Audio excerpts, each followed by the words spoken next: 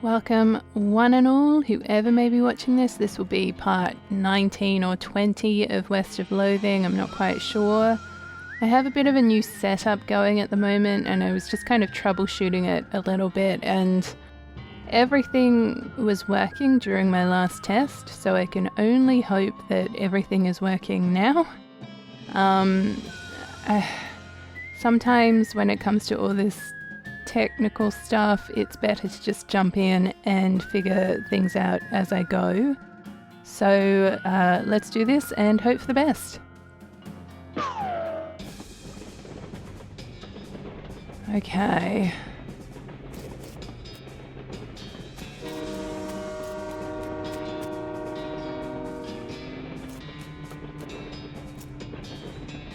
The only passenger in this compartment is a middle-aged woman who is writing something on a notebook. She looks up as you enter and greets you with a friendly northeastern accent. Why, hello, is there something you need, dear? Sorry to bother you, ma'am, and I don't want to alarm you, but there's a murderer on board the train and I'm investigating. A murderer on the train? Oh my goodness, that would be a wonderful premise for my next novel. Sure, why not? Ha. Anyway, I just need to ask you one question. Go right ahead, dear. According to my evidence, the murderer is on the roof of the train. Are you on the roof of the train? No, dear. Alright, thanks for your time. Would you like a meat pie? They're homemade. No thanks. Just have a look at this playing card before you go. Goodbye. Wait, hold on. So I've hidden the key to the forward passenger car in my luggage. Okay. So we're trying to figure out whose luggage is whom's? You open the door to the third passenger compartment and find nobody inside.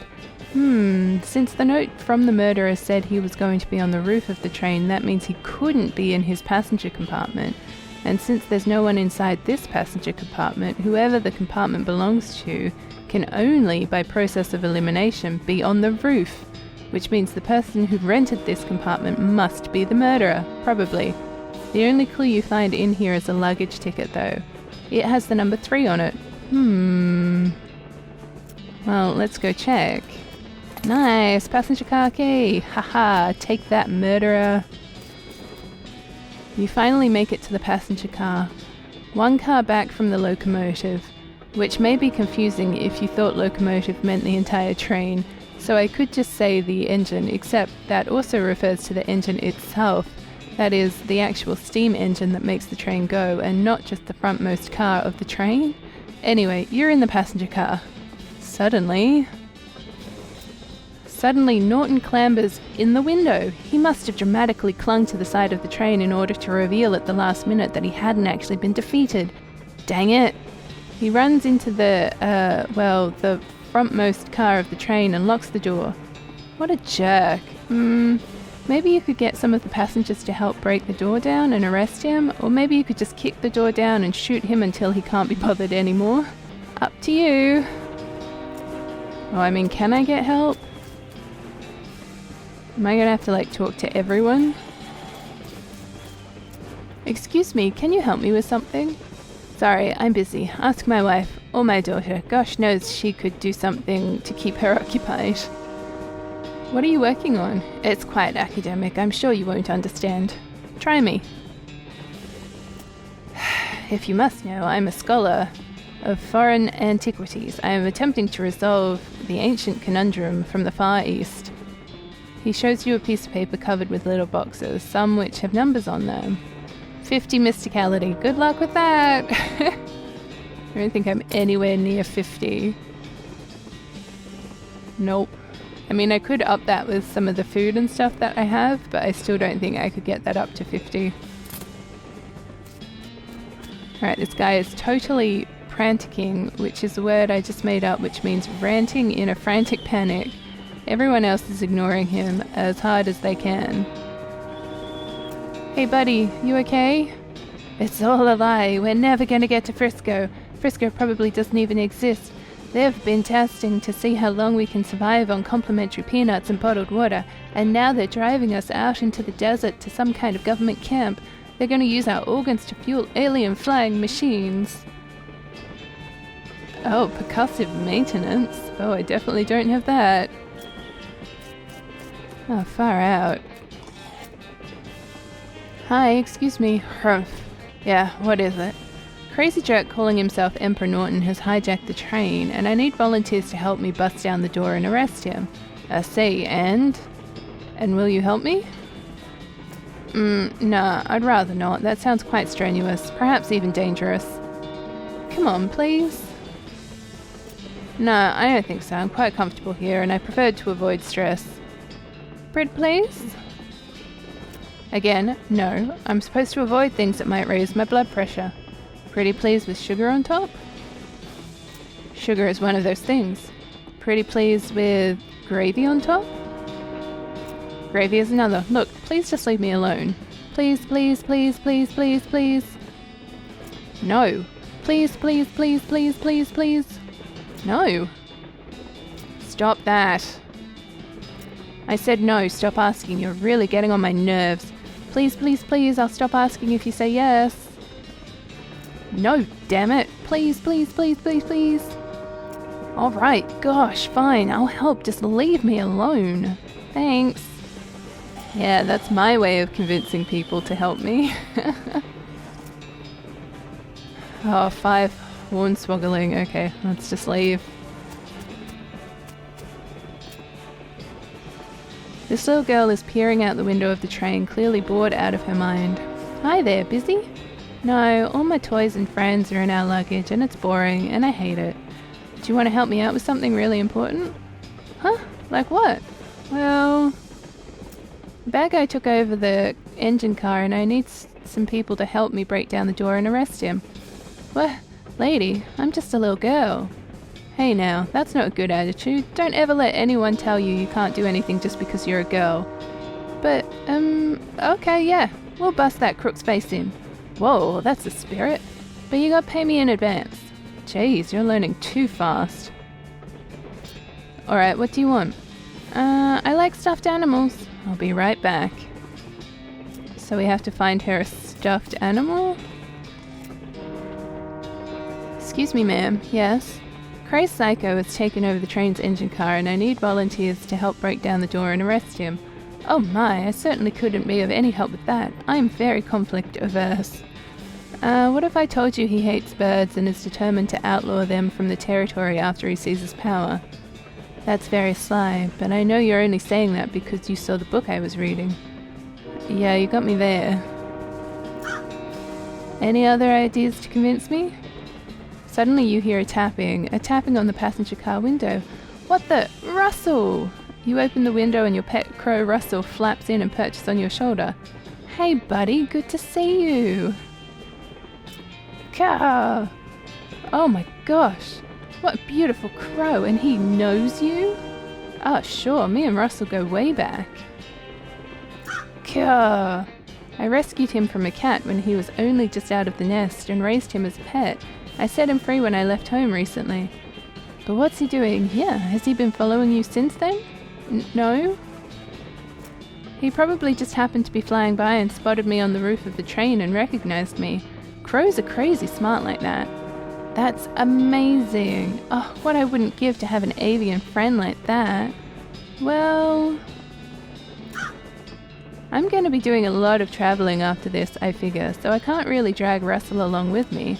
But I bet Russell wouldn't mind being pals with a nice lady in Frisco who helped save the train. What do you think, Russ? Russell caws again and flaps over to perch next to the lady. He lightly pecks at her shoulder in a friendly manner. Caw! Oh my goodness! How could I refuse? It's a pleasure to meet you, Russell. My name's Annabelle. Awesome, I'll let you know when we're ready. Oh, that's amazing. I knew he was going to come back in some way, shape or form, but I had actually completely forgotten. Okay, so where do I get a toy from? Oh no, we can't interact with these anymore.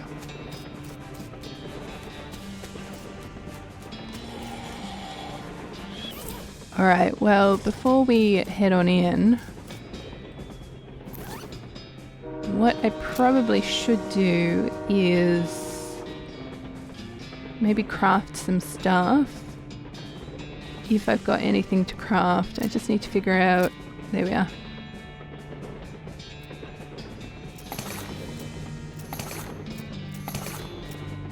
Okay, and then... I need to drink some stuff or eat some stuff, so let me just figure this out. Okay, so I've just upped my damage, upped my skills, upped my health.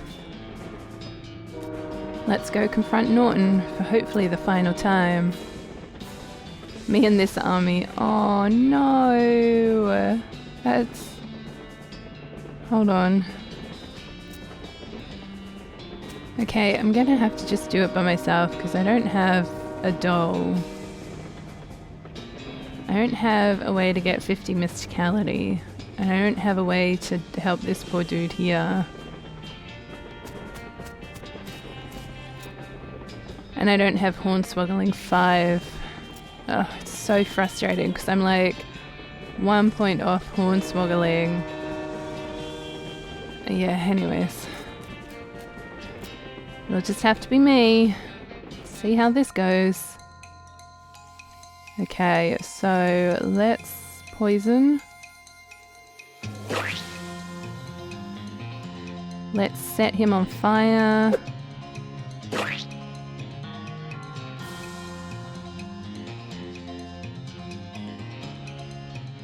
Let's do that. Let's do that many times. Let's just throw everything at him. Just do that.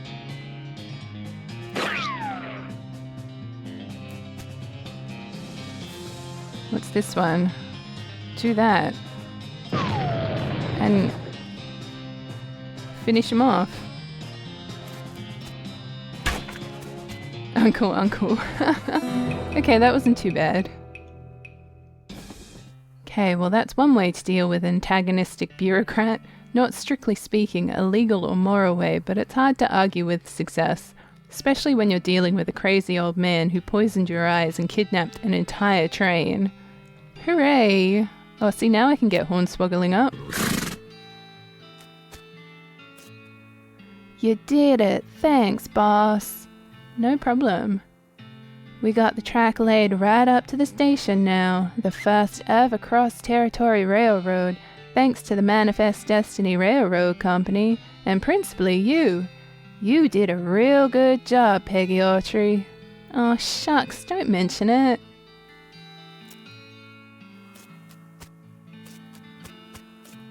So, we got the train here. What does that mean for me as a person?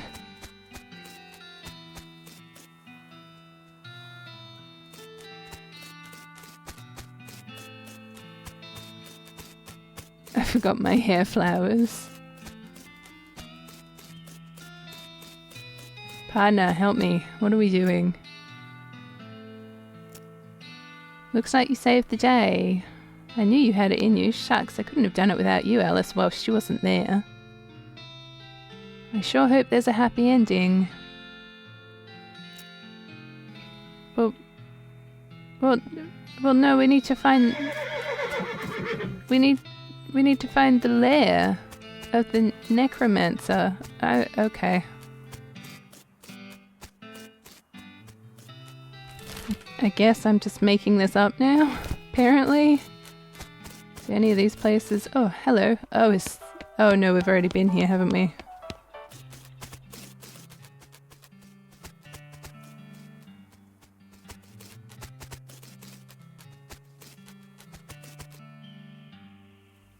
Looks like somebody on that train got a job as a projectionist. Would you like to watch this movie? It's free because movies have only recently been invented and nobody has figured out what they can charge for them yet.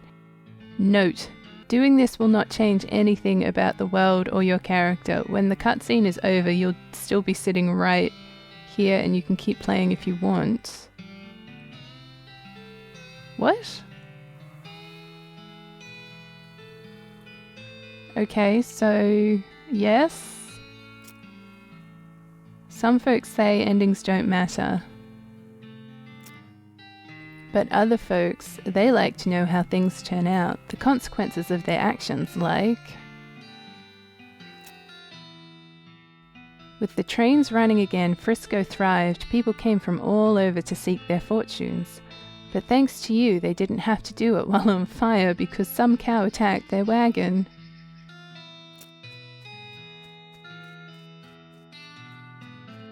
I'm so confused. With the railroad completed and Norton ousted, Smee found himself out of a job, but in of an opportunity. After being elected mayor, he managed the growth and infrastructure of Frisco with compassion and pragmatism. In 1944, Frisco was named Most Reasonable City by the Tuesday Evening Post.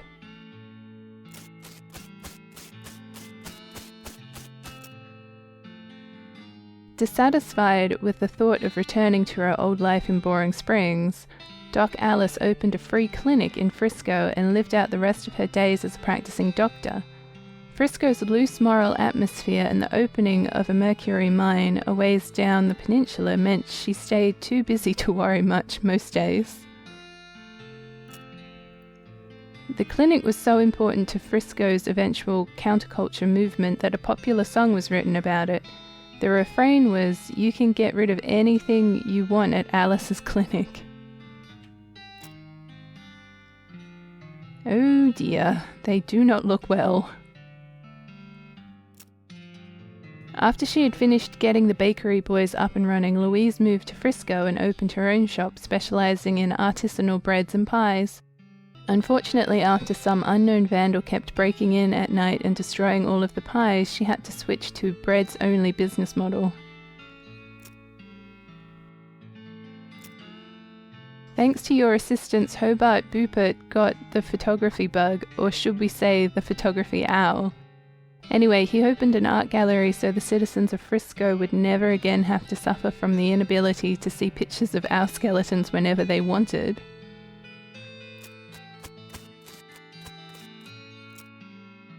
Kurtz left the fort and set up shop in Frisco. Fitness group skyrocketed in popularity. The growth was entirely due to word of mouth because the first rule of Kurt's Fit is that you cannot stop talking about Kurt's Fit.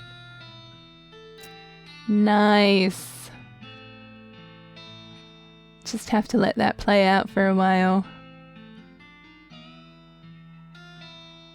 Look at the poor sod in the middle there, that would be me if I was doing this.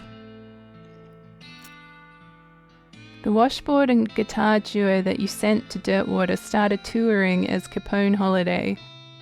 They were a big hit in Frisco, but some people claimed that their fans were all listening ironically.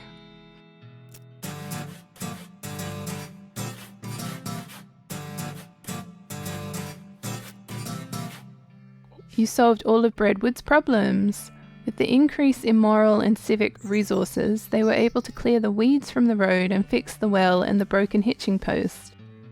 There was even enough left over to give the mayor's office a new coat of paint, refresh the facade on the buttery biscuit, and add a second story to the bunkhouse. They even managed to get that horse into rehab. Oh, it looks so fantastic.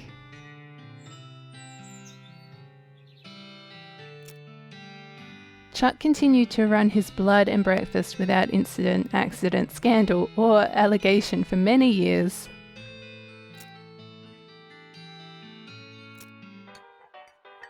You were remembered as the local hero in Dirtwater. Thanks to your efforts, it became twice the town it was before you got there. They even put a statue of you on the main street. It washed away the first time it rained because they made it out of salt, but still, it's the thought that counts, right?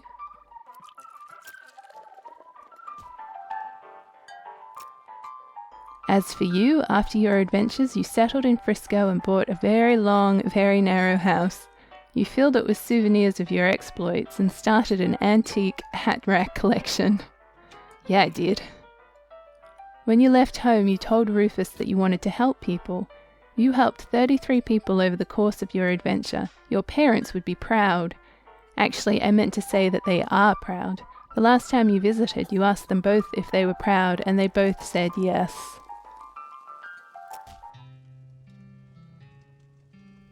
I don't have a lot of hats in my hat stand collection here. That's probably actually because I sold a bunch of them, thinking I wouldn't ever need them.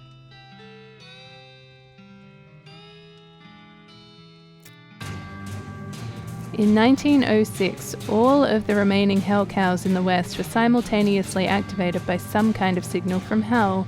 They thundered east, forming a gigantic single-minded herd, led by the infernal sadist Duke Bovicus. The cow army thundered east towards Dirtwater.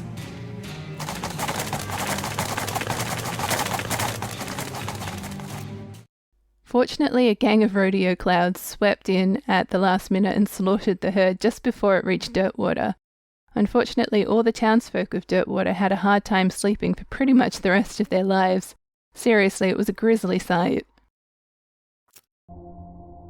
420 years later, deep beneath the ground, ancient machines silently stopped doing the thing that they were built to do. It's probably fine. You and everybody you know are dead by then, and most of humanity has moved to space. Still though, it's a shame about the planet. There are some cool bars there.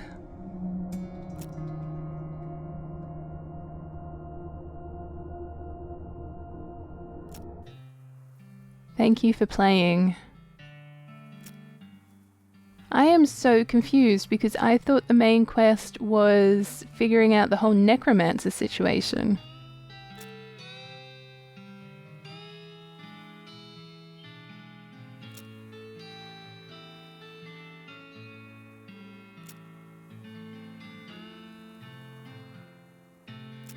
I'm just kind of seeing what happens after all the credits.